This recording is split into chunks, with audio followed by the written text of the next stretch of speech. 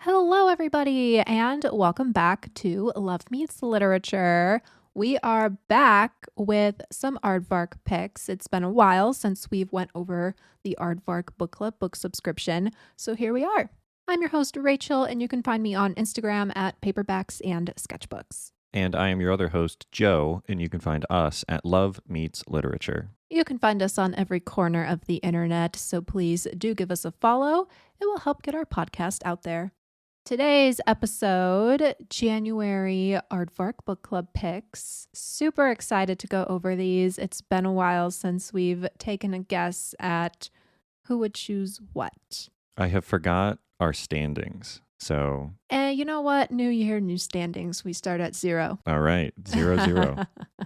But I think I won last year, so... You definitely did, yes. Well, now you have a chance to redeem yourself. How exciting. I can't wait. I know. I'm going to throw you for a loop this time, though. I put 2 books in my Aardvark box this month. So does that mean I get 2 guesses? You get 2 guesses, but they both have to be correct. Okay, all right.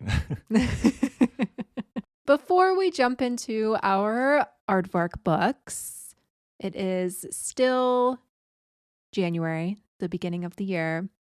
How has your past reading week been? Are you achieving your goals that you had previously set for yourself? Or have we already just thrown goals out the window because second week of January? I am still on track to read 1 book every 10 days. Okay. Because of the way that we record versus when they get released, I'm slightly off kilter. So meaning that this week I'm still reading the same book, but then next week I will be back on track to roughly 1 new book every time you hear my voice. That'll be a first. Yes. So it's been going well. There's going to be some overlap because of the way that I've done it, where, each podcast is about every week, and then I've chosen 10 days. So there will be sometimes there's overlap, but hopefully in most cases I will be on track. So we're looking good so far. Well, that's good. And how is good old Abe Lincoln treating you? It's gotten very good. It surprisingly picked up a lot more and became a lot more interesting than I thought it was going to be. Because of that, I've been kind of flying through the second half of the book. Like, I think just a few days ago, I was only on chapter maybe 4, and now I'm I'm probably 3/4 of the way through the book. Well, that's good. What would you say your star rating is sitting at right now? I think right now it's at like a solid 4. Okay. I think if the whole thing were to continue this way, it would stay at a 4. I'm very curious on how the ending is going to happen, though, because I obviously know what happens to Abraham Lincoln, but I'm curious on how the story takes it. And so I think that will be the determining factor on if it goes up or down from a 4. Well, you're familiar with Abe Lincoln's life when he's not a vampire hunter. Right. And the author has done a really great job at bringing in the vampire hook, so to speak, and like really explains it well and makes a bunch of connections to like the Deep South and all these different things that kind of makes sense. Instead of it being like completely ridiculous, there's subtle little inserts that you're like, oh, that would actually like make total sense if vampires actually existed. All right, then. How has your past reading week been? It's been good. I finished up an ARC, an advanced copy, before its publishing date, which is a very big accomplishment for me. I don't always do that. And I actually ended up really enjoying it. It's called The Kennedy Girl by Julia Bryant Thomas, and it publishes on January 14th. This one ended up being very interesting. Like, it was a very unique historical fiction book in the sense that it blended suspense into it. There was this mysterious element. In short, the book was kind of like fashion meets espionage. It was this girl, Mia, who was scouted to be a model in Paris, and she unknowingly ended up tangled in this network of spies for the US government because this was during the Cold War. Everyone was trading like nuclear secrets and whatever. And she ended up tangled up in it. And sometimes it was kind of confusing with whose side she was working for because her boss at the fashion house had her working for the Alliance, I think, and like giving information to those people. And then she ran into this guy who was working for the US government, and he was like, "We need you on our side. You're an American. You should want to be on our side." So she was ultimately on the side of the US government, but she was kind of like pretending she was part of the Alliance to like throw off these people. So it got super interesting about halfway through the book because that's when all the spy stuff started. The beginning was a little slow because it was just going through Mia's day-to-day life as a new model at this fashion house. And her life was kind of boring, honestly. But once the spy stuff was introduced, it really started picking up the pace, and I ended up really liking it. I gave this book 4 stars because, the beginning was slow. And I didn't always understand who was on which side with the Cold War stuff. And I feel like that could have been probably explained a little bit better. It was a tad confusing at times for me. But again, I never really understood the Cold War. It was one of those history subjects in school where I was like, can we just not go over this? Because the trading of nuclear secrets just goes over my head. I think that's fair. I think a lot of the Cold War stuff can be really confusing unless you cared about it. Like if it's not interesting to you, then it's very easy for it to just kind of go over your head, like you mentioned. Yeah, it kind of bored me learning about it in class. But this book, The Kennedy Girl, wasn't boring because it didn't really focus on the Cold War itself. It just focused on the spy portion of it. That's pretty cool. So was she like a double agent then? I guess, but she didn't really have a title. She was kind of just this girl that they were using, this like random girl that some guy participating in the Alliance found in New York and recruited her under the ruse that she was going to be a model at a fashion house or whatever. And it was like all kind of convoluted and confusing at times. I still don't really understand what her whole role was with everything. So she herself, Mia, was under the assumption this entire time she was just going to be a model? Yeah, she had no idea about the spy things, but then there was this little twist thrown in there about her father who had recently passed away. Apparently, when he was in school, he was a member of the Communist Party under McCarthy or whatever. So I guess they found that out and they found Mia and then they wanted her on their side or something like that. Gotcha. Okay. So they assumed that she would, or maybe they already assumed that she was kind of on the up and up because of her father. That's interesting. Yeah. So, I mean, the ending obviously explains all that stuff better than I am currently. Like the ending of the book does a good job explaining it. I'm just not summarizing it as well as the book did. Well, that's fair. So, I mean, overall, The Kennedy Girl by Julia Bryan Thomas, it was a 4-star read for me. If you like historical fiction, you like mysteries, you like suspense novels, you enjoy the Cold War. I mean, you don't enjoy the Cold War, but you think it's interesting. Right. The whole espionage thing, like if you're into spies and whatever, I think you would enjoy this book.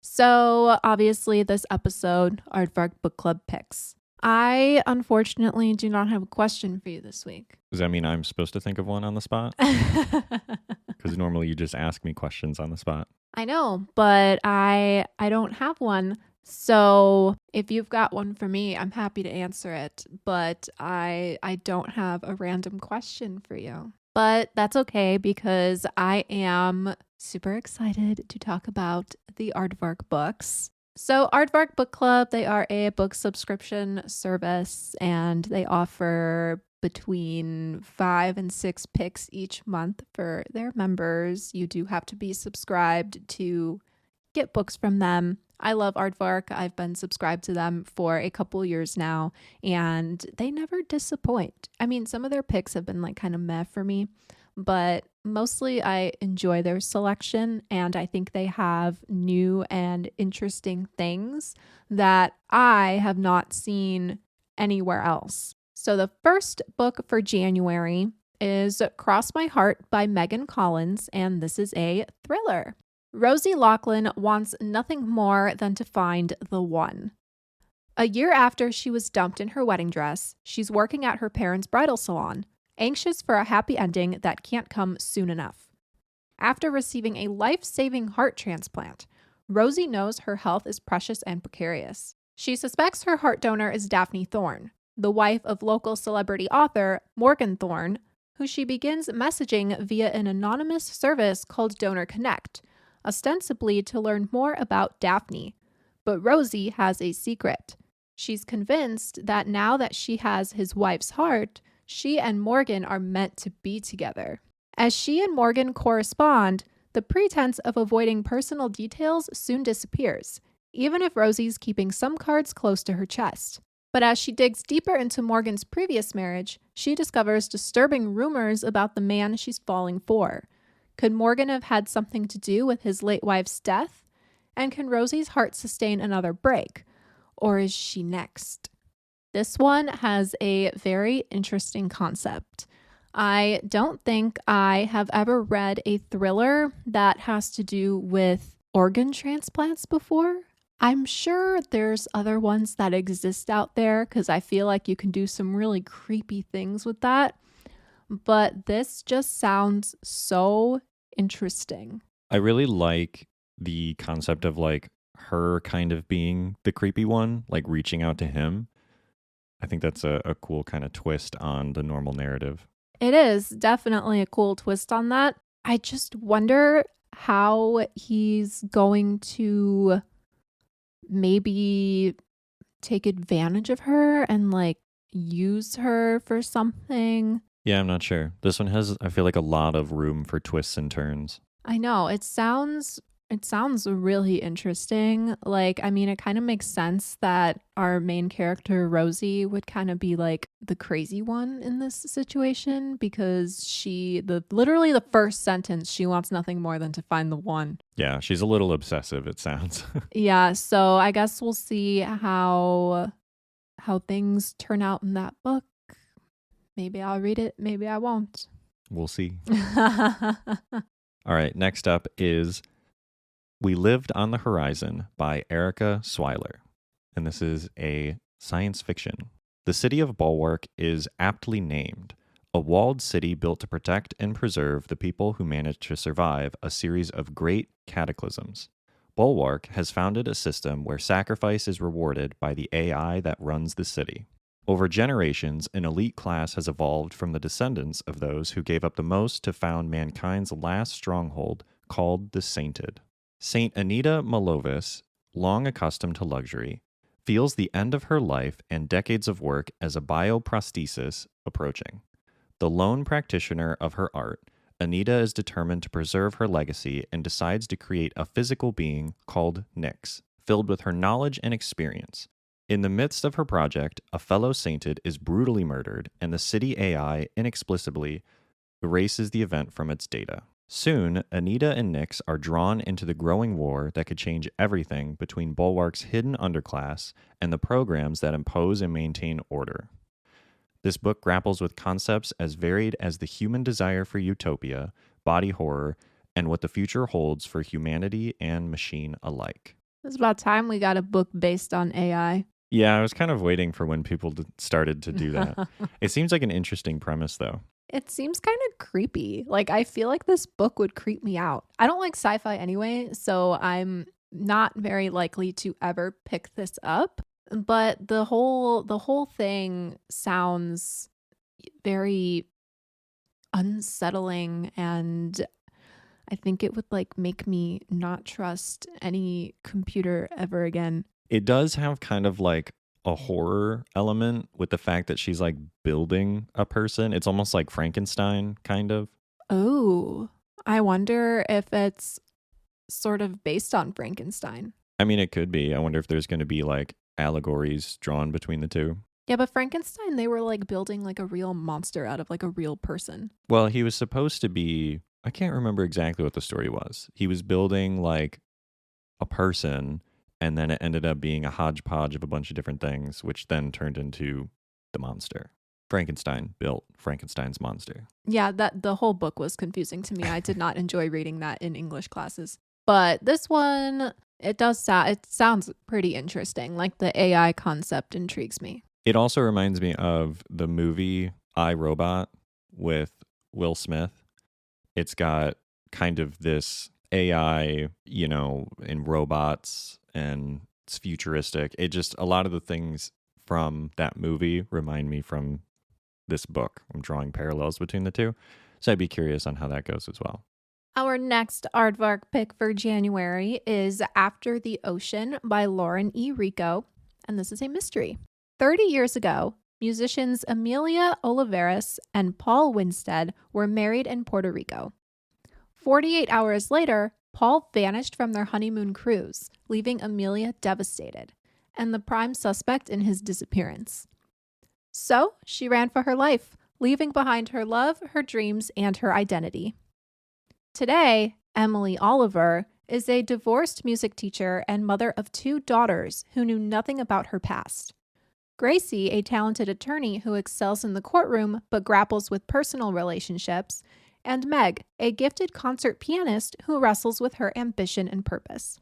When a cryptic caller claims the unthinkable, that Paul is alive, Emily returns to Puerto Rico in search of the truth. What she doesn't know is that her daughters aren't far behind. Shocked to find their mother isn't the woman they thought she was, Gracie and Meg wonder how much of their lives have been a lie. As the paths of the 3 women intertwine, they are compelled to confront their pasts, reevaluate their relationships, and seek forgiveness. Together, they embark on a quest to unravel the mystery of Paul's disappearance and redefine their futures on their own terms, navigating a maze of family ties, secrets, and redemption. This also sounds very intriguing.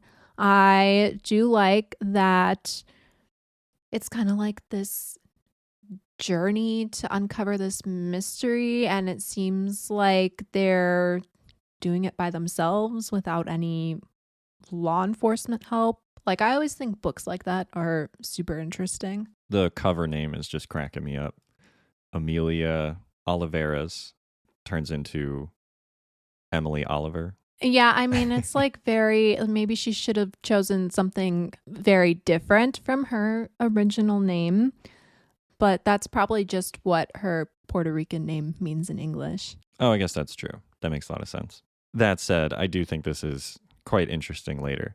Also, how frustrating and anger-inducing would it be to lose your significant other 48 hours after you got married? It's like you didn't even get time to, hang out and do married stuff. Like you didn't even go, well, I guess they were on their honeymoon cruise, but still. I mean, yeah, but Paul disappeared.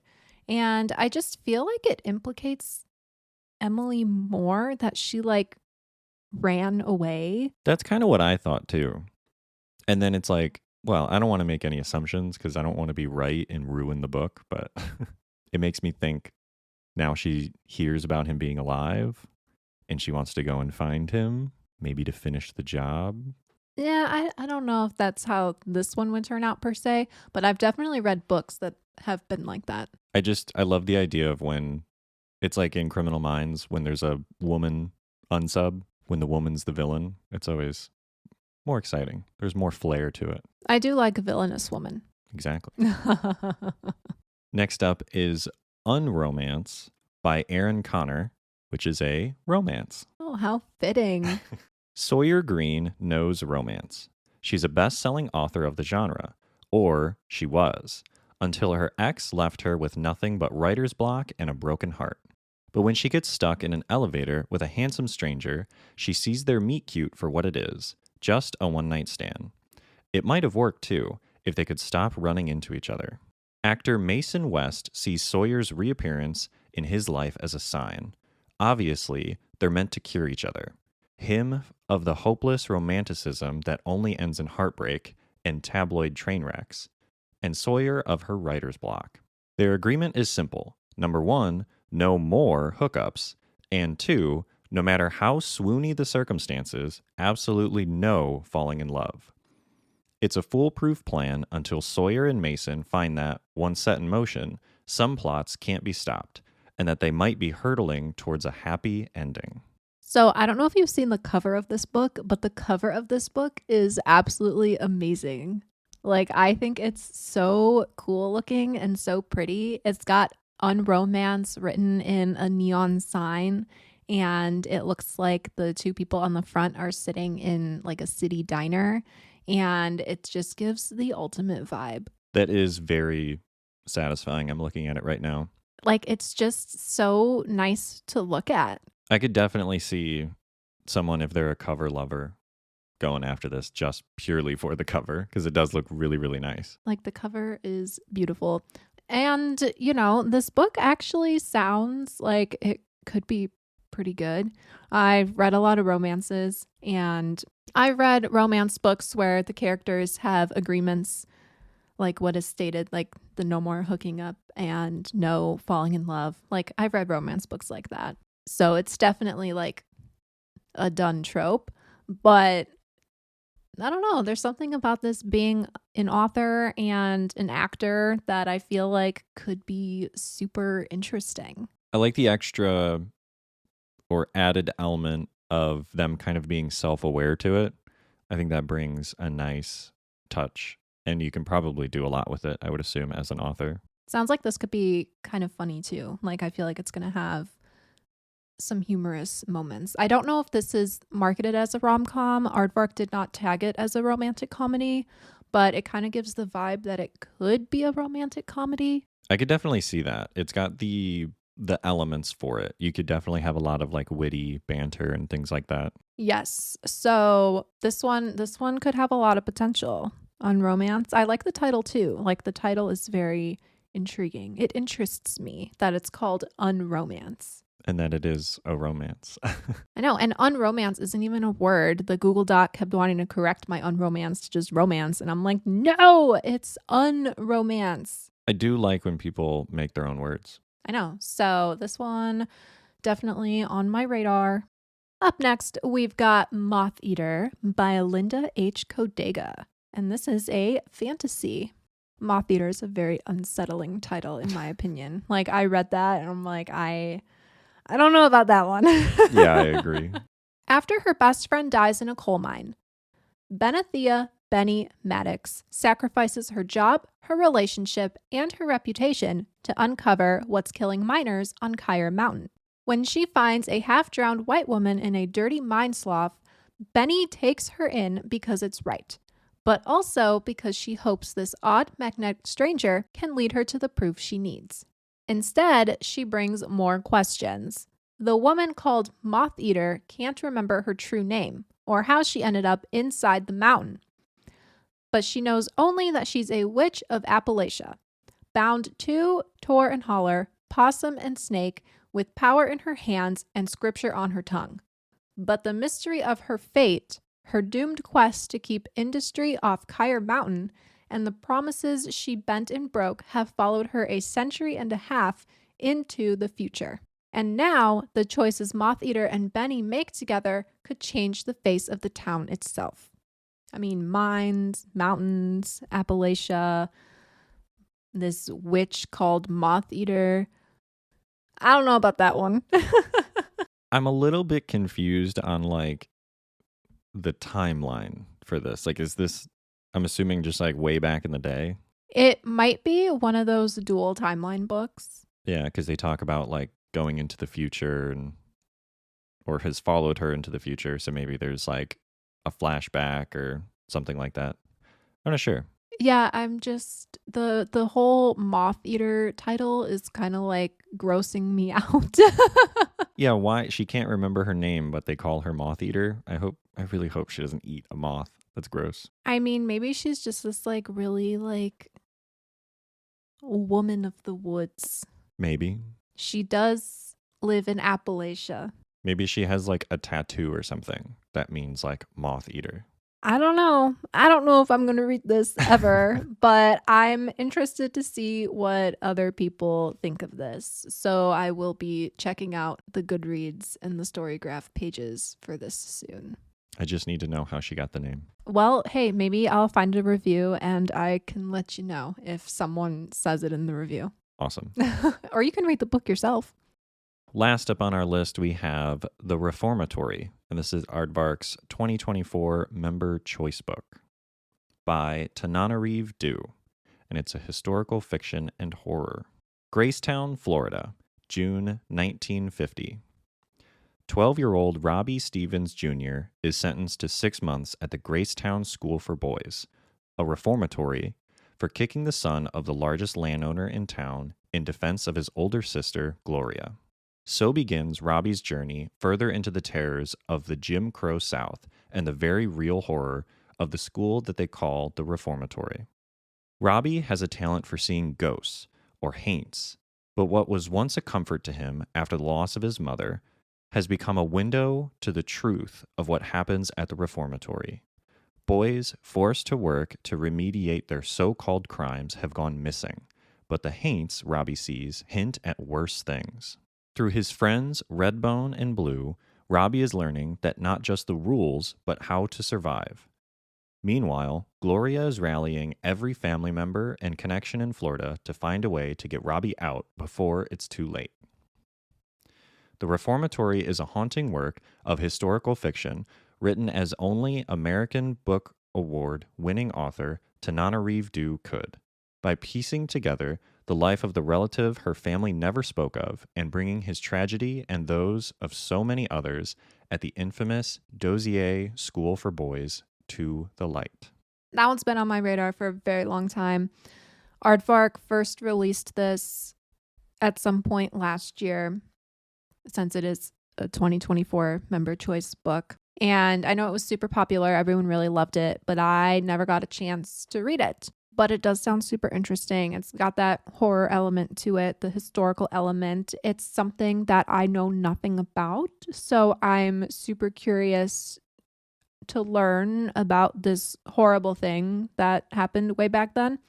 And from that last little blurb you read, it sounds like this is based off of the author's actual family and like a real life thing. Right, like a real connection to, the people that experienced this, which is such a intense perspective to have, I feel like, to write a book. Yeah. And, I've seen nothing but good reviews for this book too. So I definitely want to read that one.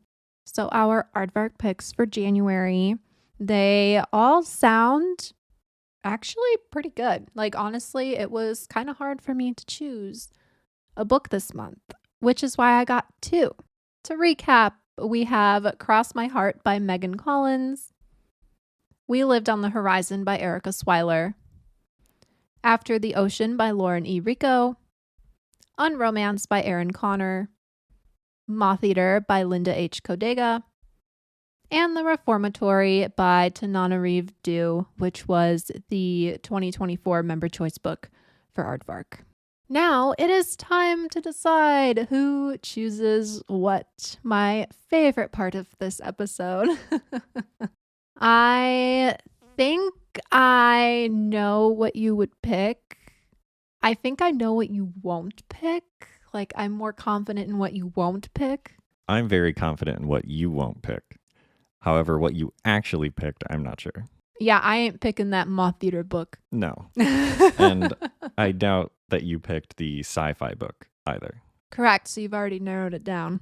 I don't think you're picking the romance book. You're not picking Unromance.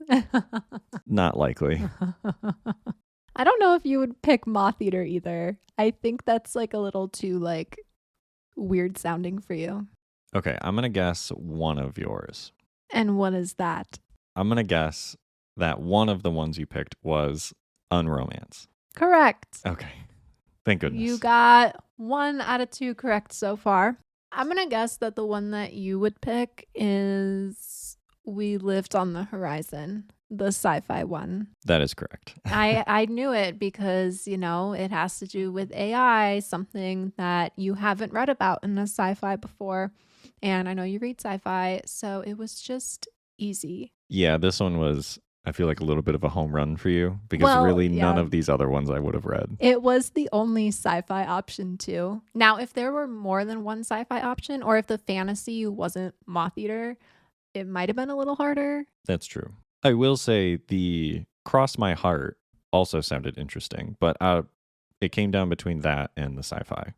I'm going to guess your second one, and I'm kind of tied between two. I try to give you hints when I talk about these books. I know.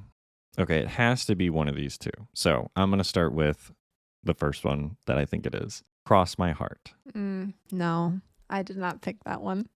Is it The Reformatory? It is The Reformatory. Okay. I should have gone with that first, but that's okay. So I'm 1 for 2.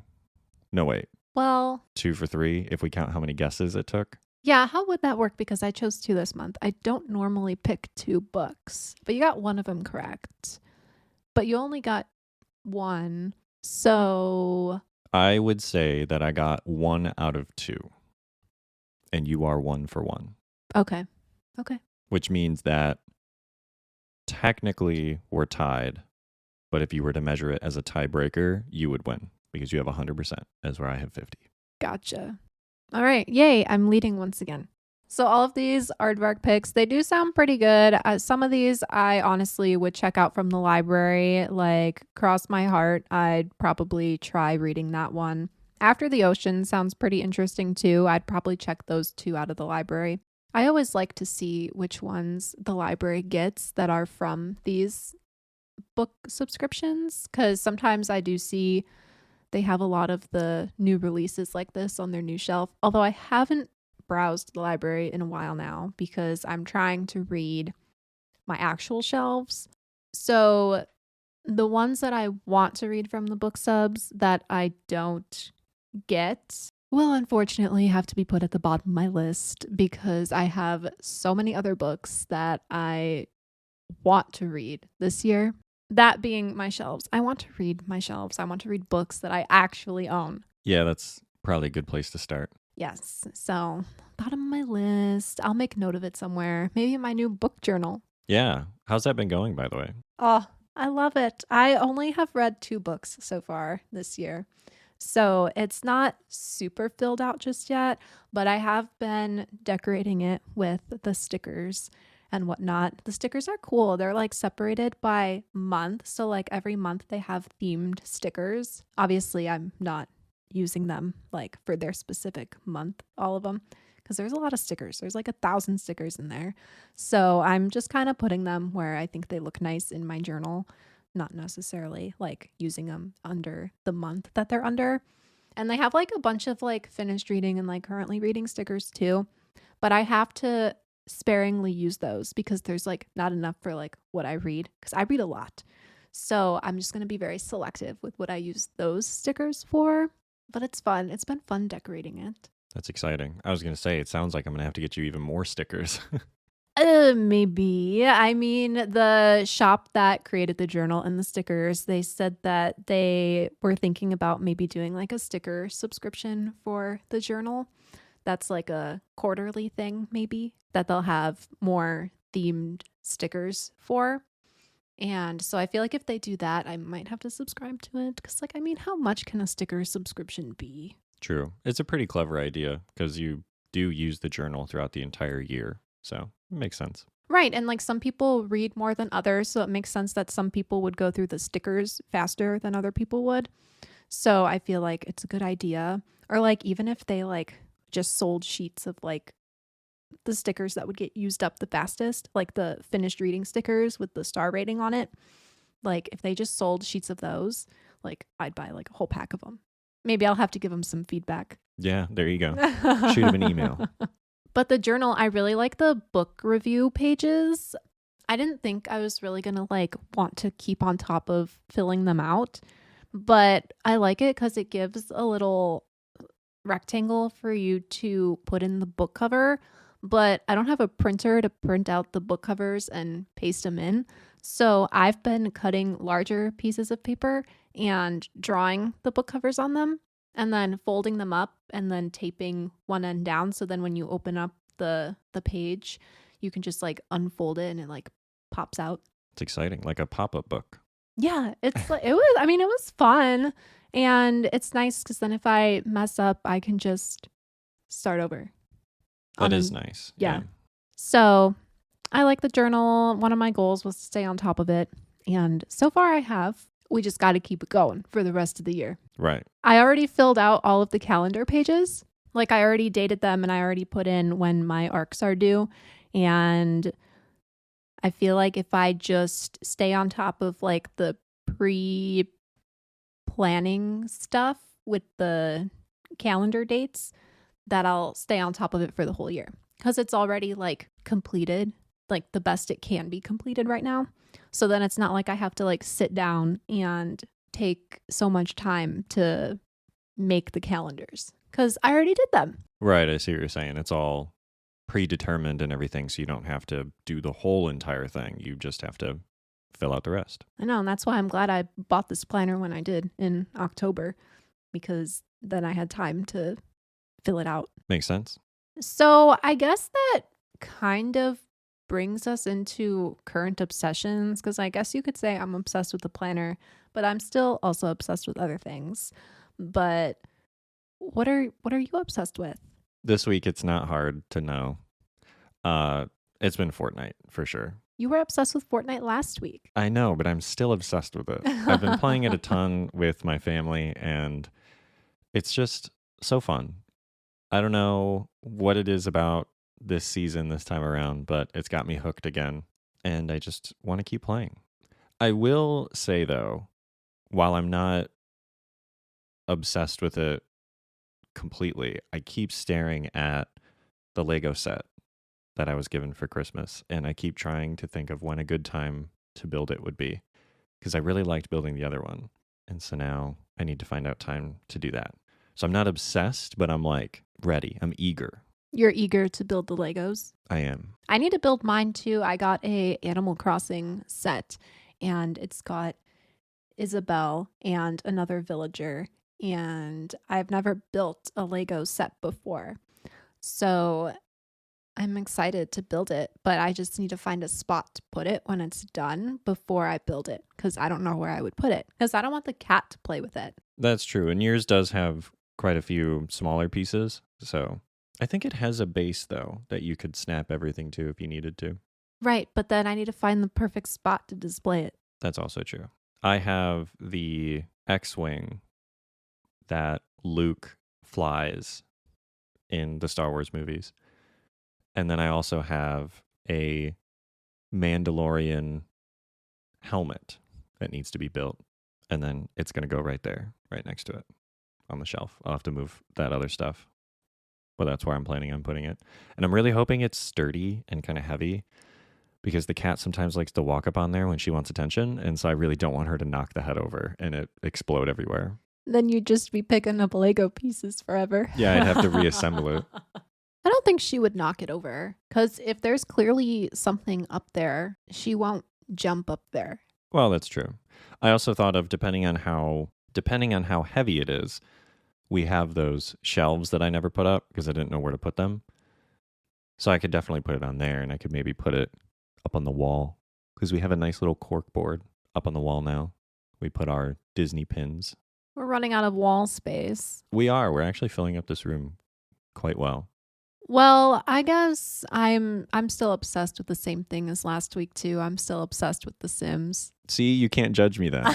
We're both obsessed with video games again. I really want to get back into playing Dreamlight Valley though, because I got stuck on a quest a while ago. It's probably been a few months now, and I just lost interest because it got too hard and too time consuming, and I didn't want to keep spending 4 hours every single night playing this game. That's fair. But I kind of want to try it again, see if I can complete the quest that I was stuck on Because the quest that I was stuck on, I had to progress my friendships with some of my people.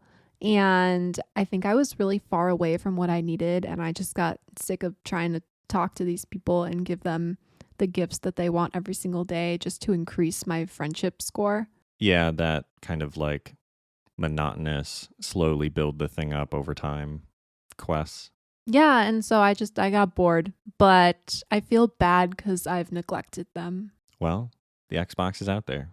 You can play it whenever you want. I know, but that brings me into what I'm currently reading, which is Iron Flame. I started Iron Flame, which is the sequel to Fourth Wing, which I have still not read. Iron Flame. Iron Flame came out a while ago, and I've had it sitting on my shelf for over a year now, I think. I was going to say, it feels like a really long time. Yes, I think it's been on my shelf for over a year. And the new Fourth Wing book, Onyx Storm, comes out the 21st of this month. And I have that on pre-order because it's so pretty. I just had to pre-order it, but I pre-ordered it from Amazon because Amazon does the pre-order price guarantee where you get the lowest price that it's ever been during pre-order. So I don't know what that price is. I will find out when they charge my card on release day. Exciting. I know. But it can't be more than like $30 because I don't think it's more than a $30 book. It's just a hardcover book. But it's really pretty. It's got the sprayed edges with the dragons stenciled on there. And I needed it. I needed it for my collection because I already own Fourth Wing and Iron Flame. So I might as well just keep collecting the whole series. Yep, might as well. Might as well. Might as well. But I started Iron Flame today, actually. I only made it to page 22 so far because it just, for some reason, takes me a long time to read these books. It took me a while to read Fourth Wing too because the font is really small. So there's a lot of words on the page, and it's also a nearly 700-page book.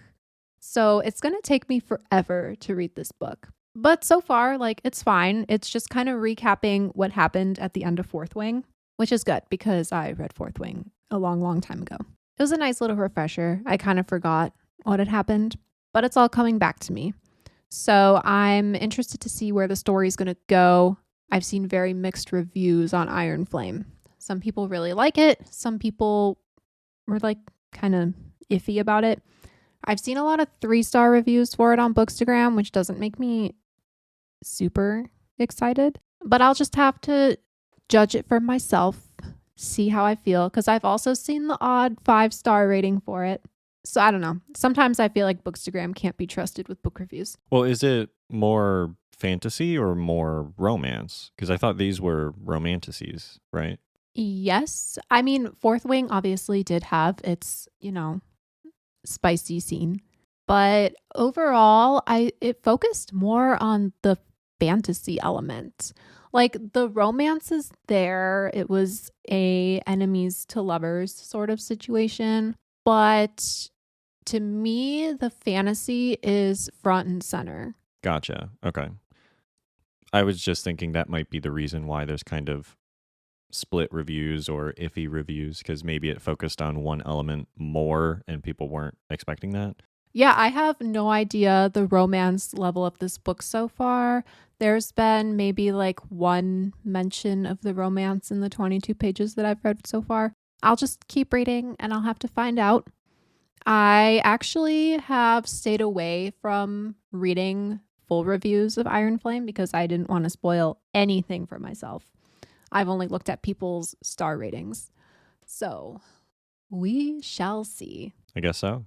And what are you planning on reading this week after you finish Abe Lincoln over there? After good old Abe, I'm really trying to decide. I am not sure if I want to take another stab at the Akotar book. I always keep forgetting the name. A Court of Mist and Fury. Yes, that one. Or if I'm going to finally go back to the final, air quote, final Witcher book. It's technically the second to last. I vote that you read The Witcher because you're probably going to enjoy it more than the Akotar book. And the last thing you want to do in the beginning of the year is read a book that you don't really enjoy. That's fair. Maybe I'll use it as to get me kind of back into the fantasy mood and then go into Mist and Fury. And then I'm not sure where I'm going to go after that. I keep eyeballing the book behind you over on the shelf over there, and maybe I'll finally dive into that one as well. A Little Hatred. You should. I bought it for you. That's true. It's been sitting on my shelf for like a year now, maybe even longer. It has since last Christmas. Yeah. Well, maybe it's time. It is time. It is time. So out of all of your reading goals, your bookish goals, remember those goals we talked about a couple episodes ago, what is the one that you most want to accomplish this year? Let's say you only succeed in one goal. What goal do you want that to be? I think out of all of them, it's the reading 3 books a month. Okay. Because then that translates to 30 something books in the year. 36. 36 books in the year. I did math. And for me, that would be a pretty good goal. I'm a very slow reader. Normally, I'm like a 1 book a month, if not even less than that kind of person. And so to get the numbers up would be great. And then I can, go further from there. And maybe next year bump it up again, go to like 40 books or 50 books or something like that. So we'll see. I think that's a great, realistic start for me. I would say that's the most important. Yeah, that's good. What about you? Well, I have very many goals. I would like to accomplish all of my goals, but if I only had to pick one, I would say it's to use my Kindle Unlimited subscription to its full potential. That is the one goal that I very much want to accomplish. I feel like I didn't really use it enough last year to make it worthwhile because you do pay monthly for it. Right. I need to get the bang for my buck. And there's a lot of indie authors on Kindle Unlimited, which another one of my goals was to read more indie authors. And if I can find their books on Kindle Unlimited, it's like a win-win. I knock out 2 goals that way. But I also really want to read my physical shelves. So then if I'm using Kindle Unlimited more, I'm not really reading my physical shelves. That's true. It sounds like you have 2 conflicting goals. Yeah, I do. So, my 2025 hopefuls, the books that I want to prioritize are mostly from my physical shelves. I created another challenge for myself. I did the 12 by 12, which is the 12 books in 12 months by 12 friends is what it's supposed to be. But I did my own spin on it, and I randomly selected 12 books from my physical shelves that I'm going to read in 2025. The goal of it being to read one of them a month. So Iron Flame is my 12 by 12 challenge book for this month. Gotcha. Okay. So you're setting up yourself to more or less guarantee that you read books from your shelf. And then I guess you can fill in the rest with some Kindle Unlimited stuff. So that way you get best of both worlds. Yes, I'm trying to be intentional with that. So we'll see how it goes. I mean, obviously, we're only a few days into January. So we haven't had that much time to accomplish any goals yet. But I feel like I'm doing a pretty good job because I already read 1 arc. I already continued a series that I started. And I'm already reading a book from my physical shelves. You're off to a fantastic start. I would say so. So I just need to keep that up. I'm a mood reader, but I'm trying to plan my reads more so I can read more of what I want to read and also balance that with what I have to read, like arcs. I think that's fair. I also think it's very realistic. Yes, I'm just doing my best over here. It's all we can ask for. So this was another really fun episode. I always love discussing our Aardvark Book Club picks. Lots of good variety as always. And you guessed 1 out of 2 of my books correctly. So I'll take it. We'll have to keep score somehow this time. I know. We got to write it down somewhere. Got a notebook and a pen. Got to write that down. I was looking for my phone, but I don't actually know where my phone is. So. Oh, well, that's okay. We'll remember. it's only the first one. That's true. It is only the first one. It's when you get past like the second one that it's a little harder to remember. Yeah, when we're deep into like June, there's no way I'm going to remember. I know. I'll be like, what did you pick this month? Did I guess it correctly? So I am looking forward to diving more into Iron Flame. Knock that book off my shelf, off my list. I've got this. Hopefully it's good. You're going to finish your book in your 10-day time limit. And I hope everybody else has a fantastic reading week. Knock out some of those bookish goals. You've got this. Stay warm. It's going to get cold out there. And happy reading.